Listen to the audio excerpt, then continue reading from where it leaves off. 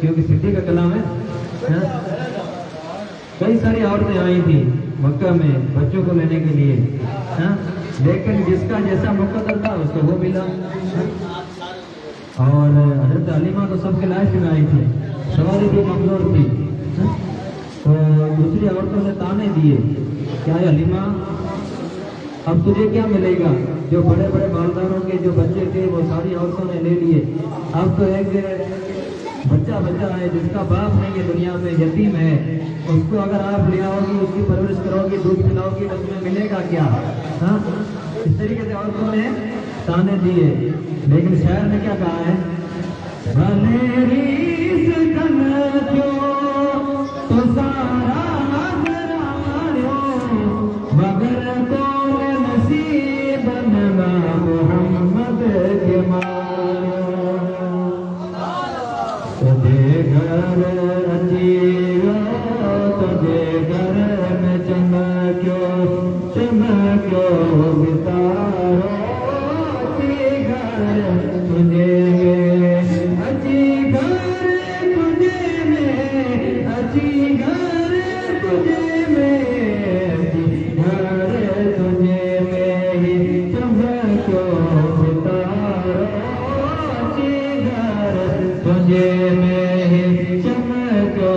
बितारो, तुझे घर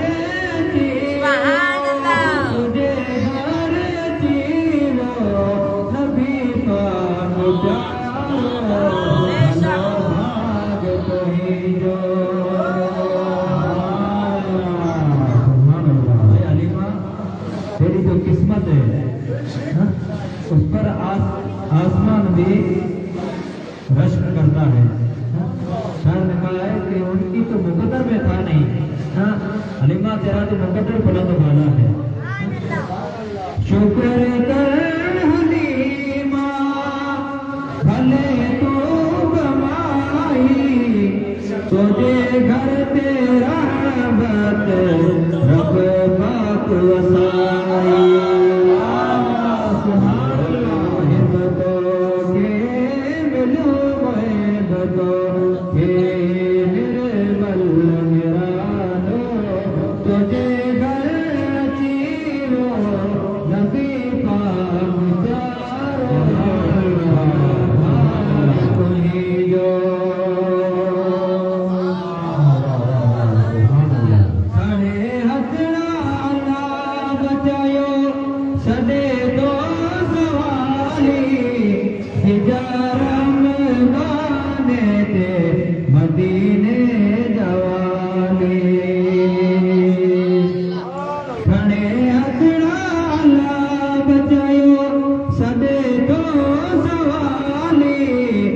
जारम माने ते मदीने जवानी आँखी में अची वारी सैयद ने सहारो आँखी में अची जे सैयद तो सहारो तुझे घर अचियो नबी पाक चारो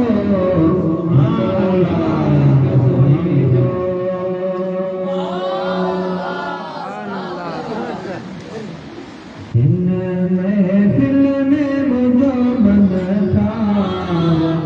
मदीने जो होत आयो जो मन था मदीने जो होत आयो मनो चारो कुनल सो पगदार मदीने जो होत आयो मुझो चारो कुनल सो पगदार मदीने जो होत आयो अम्मा आमिना के ध्यान वधायो आया मलाइक ए हुरो आयो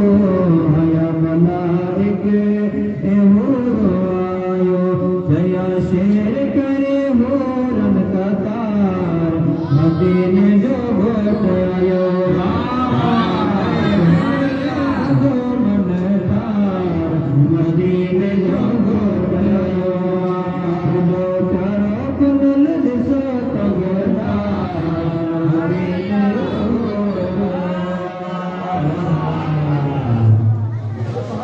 मोमिनन जे लए ईद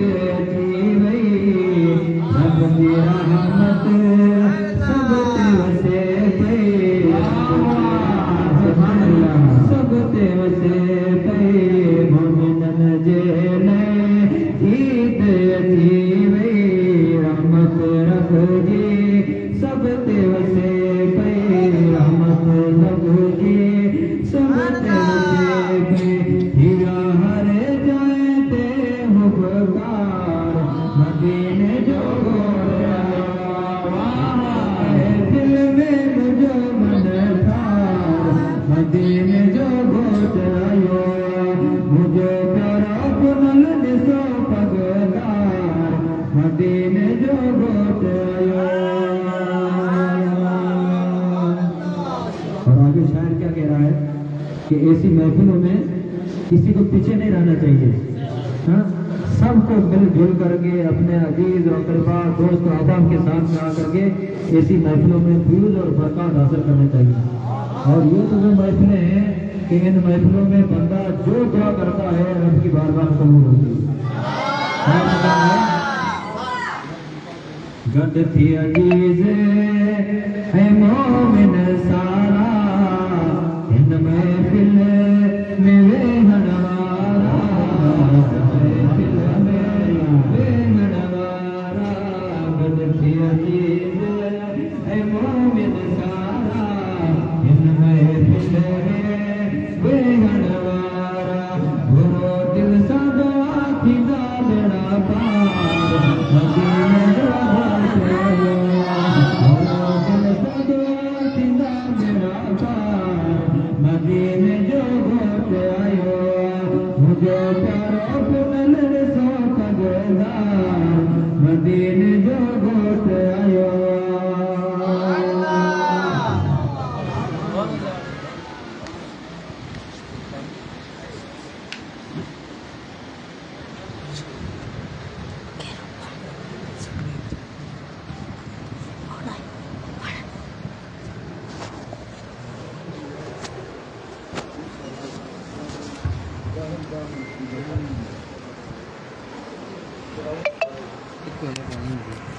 Easy, it's not.